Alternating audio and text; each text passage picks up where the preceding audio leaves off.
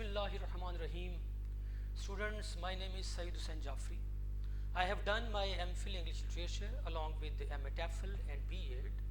Today we are going to talk about a grammatical topic, and the topic is types of cases. Types of cases is a very significant and remarkable topic of English grammar. We go ahead and see that what is being narrated here in this topic. Types of cases, first of all, we will have to understand that what is a case. The literal meaning of case is the state of something, the condition of something. किसी चीज़ की हालत क्या है. तो जब हम case को देखते हैं तो लफ्ज़ केस यानी टाइप्स ऑफ केसेस इंग्लिश में क्यों इस्तेमाल होता है, तो केस एक्चुअली किसी नाउन या प्रोनाउन की हालत को जाहिर करता है. जैसे कि मैंने बताया कि केस का मतलब है हालत.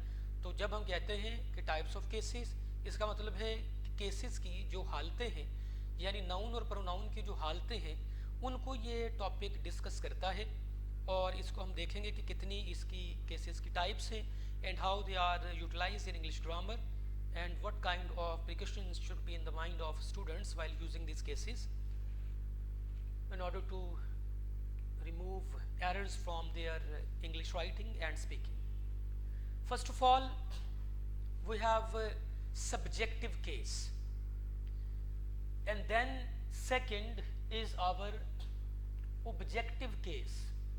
इनमें से बहुत से केसेस ऐसे होंगे जिनके बारे में शायद आज आप पहली दफ़ा देखेंगे कि ये भी केसेस हैं, तो उनको हम डिटेल में आगे देखेंगे कि ये केसेस किस तरह से यूज़ होते हैं. केसेस 6 इन नंबर, तादाद उनकी 6 है और उनमें सबसे पहला जो है वो है सब्जेक्टिव, उसके बाद दूसरा जो है वो है ऑब्जेक्टिव केस, तीसरा जो है possessive case, fourth one accusative case. ये एक नई चीज़ है. नई चीज़ तो हम इसको नहीं कह सकते, यानी है तो बहुत पुरानी. नॉर्मली स्टूडेंट से ये डिस्कस नहीं होती क्लासरूम में, इस वे में मैंने इसको कहा है कि ये एक नई चीज़ है फॉर स्टूडेंट्स. उसके बाद है डेटिव केस और वोकेटिव केस. हमारे क्लासरूम्स में नॉर्मली जो केसेस डिस्कस होते हैं वो ये पहले तीन हैं कि सब्जेक्टिव, ऑब्जेक्टिव एंड पोजेसिव. ये जो आखिरी तीन हैं accusative, dative case, vocative case, इन पे कम बात की जाती है. और today we will try to explore the last 3 one, और उनके अलावा हम जो पहले तीन उन भी बात करेंगे. आगे बढ़ते हैं और देखते हैं कि ये केसेस कैसे इंग्लिश में चलते हैं. केस क्या है, एक डेफिनेशन उसकी. Case is the form of a noun. एक नाउन की किस्म है कि नाउन को हम किस तरीके से इस्तेमाल कर रहे हैं, और प्रोनाउन या प्रोनाउन की किस्म है, हालत है that shows its relation to the other noun, जो किसी दूसरे नाउन से या प्रोनाउन से उसके रिलेशन को जाहिर करता है.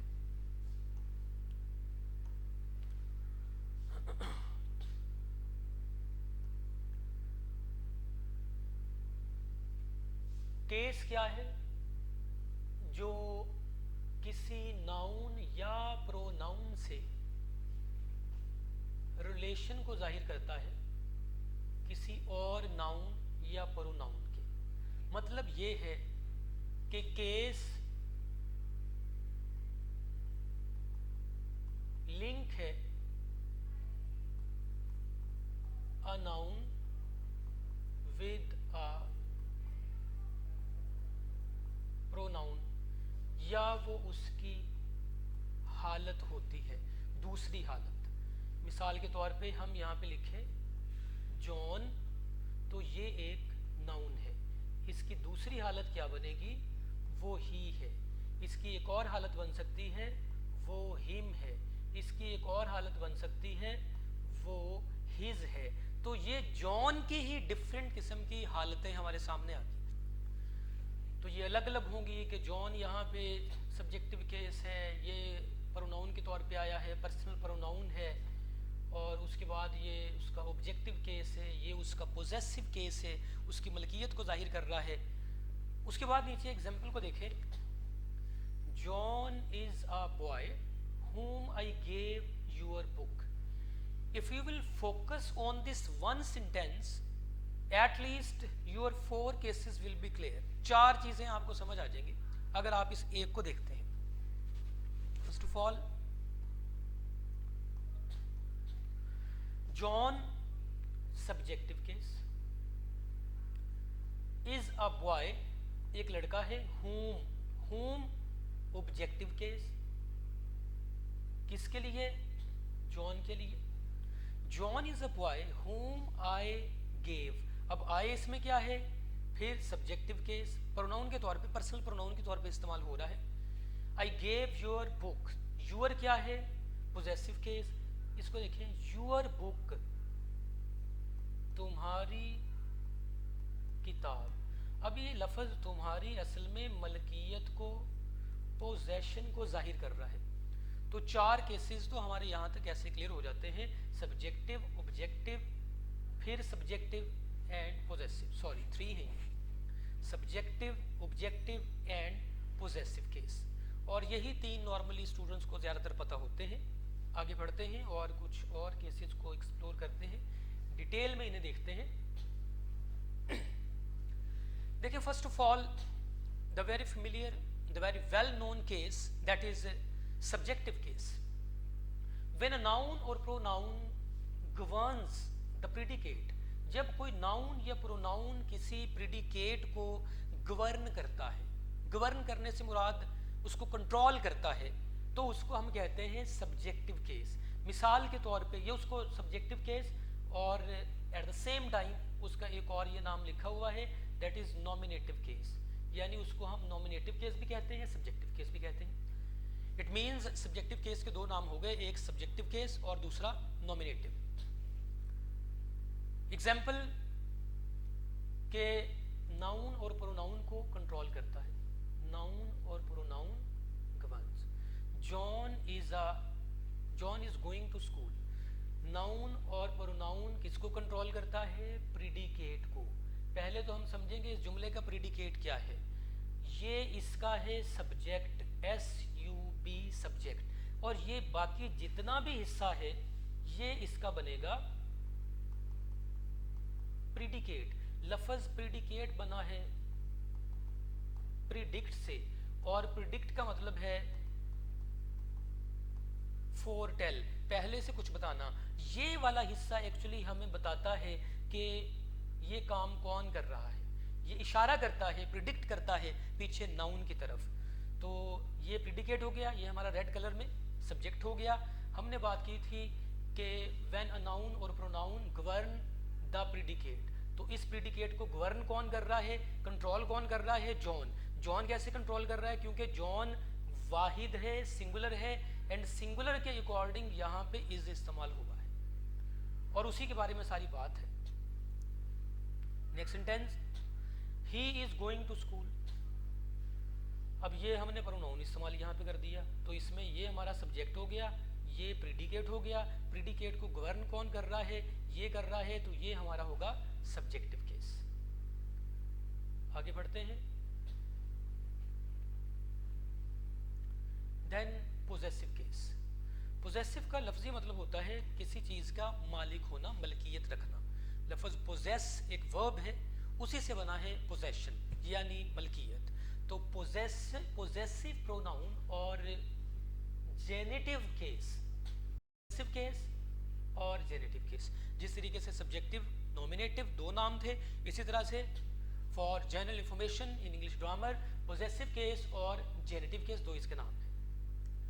When a noun or pronoun owns something, point to be noted, owns something, जब कोई नाउन या प्रोनाउन किसी चीज को ओन करता है यानी मलकियत होती है, जैसे मैं कहूँ this is my book, this is his house, तो ऐसे अल्फाज जैसे मैंने यहाँ पे लिखा, और दिस इज रॉबर्ट्स बुक। अच्छा, एक पॉइंट और भी यहाँ पे केसेस के साथ, कि ये जो एपोस्ट्रॉफी होती है, इसको जो कि एपोस्ट्रॉफी कहा जाता है, इसकी स्पेलिंग APOSTROPHE। एपोस्ट्रॉफी जो है ये हमेशा यहाँ पे ऊपर आती है, ये नीचे नहीं आती। ऊपर होगी तो ये एपोस्ट्रॉफी कहलाएगी, और ये नीचे आ जाएगी तो यही फिर कॉमा बन जाएगा। दिस इज रॉबर्ट्स बुक, तो ये एपोस्ट्रॉफी और ये एस मीनिंग देते हैं का, की, के। दिस इज रॉबर्ट्स बुक, ये रॉबर्ट की किताब है, तो ये यहाँ पे पोजेशन को जाहिर कर रहा है। अच्छा, एक तो ये हो गया। दूसरा फिर इस्तेमाल हो सकते हैं his book, her book, their house, my house. तो ये भी पोजेसिव के तौर पे या जेनेटिव केस के तौर पे इस्तेमाल होते हैं। चलते हैं जी नेक्स्ट स्लाइड पे। और नेक्स्ट हमारा ऑब्जेक्टिव केस। पहले हमने देखा सब्जेक्टिव केस को, जिसका नाम सब्जेक्टिव केस का नॉमिनेटिव केस भी था। फिर हमने देखा पोजेसिव को, जिसका दूसरा नाम जेनेटिव केस था। अब ये थर्ड है ऑब्जेक्टिव केस।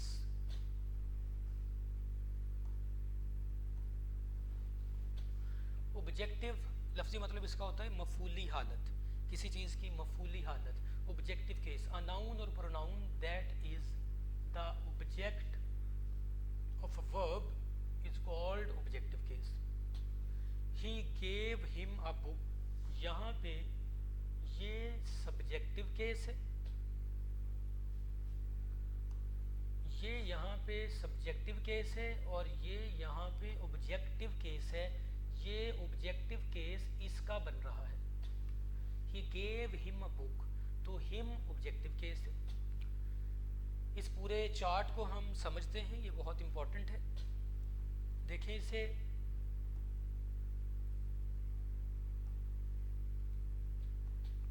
हाँ जी, पहले हम देखेंगे सब्जेक्टिव और nominative, possessive and generative, objective and possessive pronoun.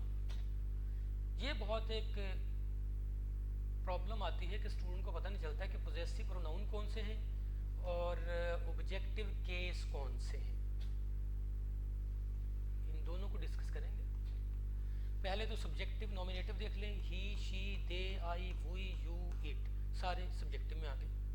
कोई मिस भी यहाँ पे हो सकता है, लेकिन हम एग्जाम्पल के तौर पे बात कर रहे हैं। उसके बाद मलकियत जाहिर कर रहे हैं। हिज उसका, हर उसका, देर उनका, माय मेरा, आवर हमारा, यूअर तुम्हारा, इट्स इसका। ही वो, शी वो, दे वो जमा में, और आए मैं, वी हम, यू तुम, इट ये। ऑब्जेक्टिव केस है। हिम उसे, हर उसे लड़की के लिए, फीमेल के लिए, देम उन्हें, मी मुझे, अस हमें, यू तुम्हें, इट ऑब्जेक्टिव केस के तौर पे आया ये या इसे। अब ये देखें, ये जो दो हैं यहाँ पे, ऑब्जेक्टिव और पोजेसिव, इसमें हर है ऑब्जेक्टिव केस और ये होता है पोजेसिव प्रोनाउन, जिसके साथ ये एस लग रहा है। उसके बाद देम ऑब्जेक्टिव केस है, ये देयर्स। उसके बाद मी और माइन,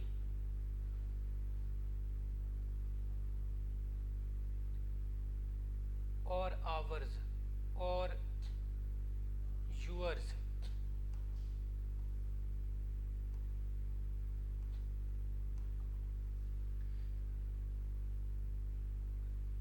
ये इसके साथ बनेगा। Sorry for this confusion. Possessive case and possessive pronoun, possessive case और पोजेसिव प्रोनाउन का डिफरेंस क्या है? हिज का हिज ही आता है, हर का हर्ज में चेंज हो गया, देयर का देयर्स में चेंज हो गया, माय माइन में, आवर एस लग गया, आवर्स, यूअर यूअर्स लग गया, और इट्स इट्स ही रहा। अब इनमें डिफरेंस क्या है? ये इस्तेमाल होते हैं PRIOR प्रायर पहले, ये इस्तेमाल होते हैं सिंपली आफ्टर बाद में। इसकी एक एग्जांपल यहाँ पे हम लिखते हैं, मिसाल के तौर पे, दिस इज माय बुक, और अगर लिखेंगे दिस बुक इज माइन। अब माइन आखिर पे आ गया और माय बुक इस ऊपर वाले जुमले में बुक से पहले माय आया है, तो ये किसी नाउन प्रोनाउन से पहले इस्तेमाल होते हैं और ये बाद में इस्तेमाल होते हैं, और इनको कहा जाता है पोसेसिव एडजेक्टिव भी इनको कहा जाता है। पोजेसिव केस या पोजेसिव एडजेक्टिव, और ये कहलाते हैं पोजेसिव प्रोनाउन। और आगे चलते हैं नेक्स्ट स्लाइड पे। Accusative case, what is accusative case, इस पे तवज्जो कीजिएगा, it's quite a new thing और an unknown fact of grammar. Accusative case when there is a direct object, जब किसी डायरेक्ट और इनडायरेक्ट ऑब्जेक्ट का आप लोगों ने सुना होगा पहले, जब डायरेक्ट ऑब्जेक्ट होता है it is called accusative case. He killed a snake, अब इसका ऑब्जेक्ट क्या है, direct object, simply direct object is called accusative case. Direct object is called accusative case. कोई इतनी मुश्किल चीज़ नहीं है, और पहले सुनने में मुश्किल लगा होगा स्टूडेंट को, लेकिन आसान चीज़ है। सिंपली डायरेक्ट ऑब्जेक्ट को एक्यूस्टिव केस कहा जाता है। आगे चलते हैं और देखते हैं, इसके बाद है हमारे पास डेटिव केस। इनडायरेक्ट ऑब्जेक्ट को डेटिव केस कहा जाता है, सादा सी बात है।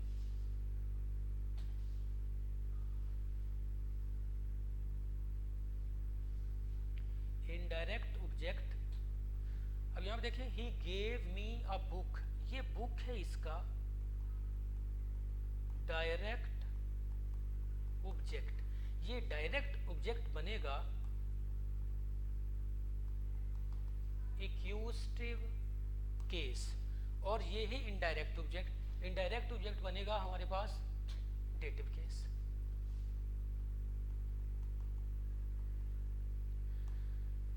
वन लाइनर के जो हमारा डायरेक्ट ऑब्जेक्ट होता है वो होता है एक्यूस्टिव केस, और जो हमारा इनडायरेक्ट ऑब्जेक्ट होता है वो कहलाता है डेटिव केस।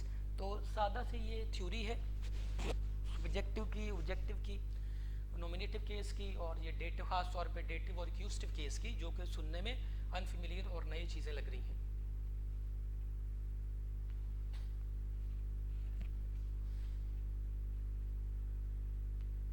नेक्स्ट है vocative case. Vocative case when a noun is addressed, vocative case जब किसी नाउन को, नाउन इज एड्रेस, मुखातिब किया जाता है। जैसे हम कहें स्टूडेंट्स डू योर वर्क, जैसे हम कहें John look here, John look here. इस जुमले को देखें, थोड़ा सा ये इंटरेस्टिंग केस है, vocative case. John is looking here, John यहाँ देख रहा है। अब इसमें ये वोकेटिव केस नहीं बनेगा, जॉन यहाँ पे बनेगा सब्जेक्टिव केस, या इसका दूसरा जो नाम था नॉमिनेटिव केस। अब नीचे वाला जुमला देखें, John, John has been addressed first of all, उसके बाद उसको कोई बात की गई है जो कि इंपेरेटिव में आ रही है, जॉन लुक हियर। अब जॉन यहां पे बन रहा है vocative case. Vocative case it means when a subject is addressed it is called in a vocative case. John look here vocative case में है। जैसे कि सेंटेंस एग्जांपल के तौर पे, I am writing here students do your work. ये जो यहाँ पे कॉमा इस्तेमाल हो रहा है, ये कॉमा इसको चेंज कर रहा है वोकेटिव केस में, और उसके बाद नेक्स्ट जो हमारा सेंटेंस बाद में आता है वो इंपेरेटिव में बदलता है। Students they have been addressed first of all, and after that do your work, the command has been given to them, a direction और एडवाइस और suggestion has been given to them, वो imperative में change हो जाएगा। तो vocative case important है कि किसी को मुखातिब जब किया जाता है तो वो वोकेटिव केस कहलाता है। और ये पहले भी हमने डिस्कस किया, पोजेसिव एडजेक्टिव और होते हैं, पोजेसिव प्रोनाउन और होते हैं, और इनको कहा जाता है कि ये सारे के सारे पोजेसिव एडजेक्टिव हैं। अमूमी तौर पे इनको पोजेसिव प्रोनाउन कह दी जाता है, लेकिन ऐसा नहीं है। ये ग्रे शेड सारी की सारी पोजेसिव एडजेक्टिव हैं, और ये ब्लैक शेड और रेड में लिखे हुए सारे के सारे पोजेसिव प्रोनाउन हैं।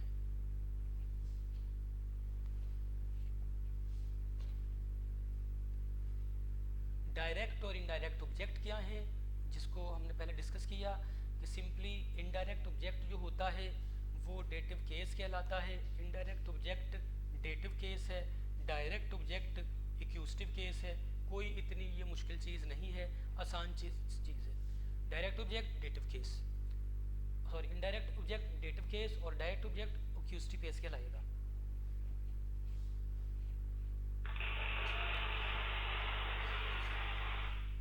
ये हमारा आज का ये केसेस के बारे में लेक्चर था, and I hope that you might have understood it accurately, and if you have some question you can contact my college and you will be responded accurately and within the given time. Allah Hafiz.